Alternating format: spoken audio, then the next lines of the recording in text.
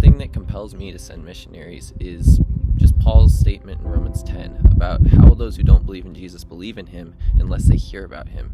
And how will they hear about him unless someone preaches to them? And how will someone preach to them unless they're sent?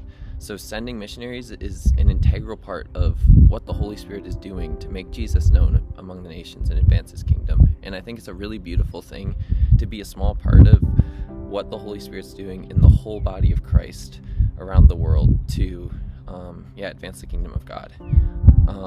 Another thing that's blessed me about sending missionaries is just being able to get to know the missionaries. Forming relationships with them has been really edifying for me and has been an encouragement and a reminder of the urgency of making disciples as I go throughout my own life, as I hear about what God's doing in their lives.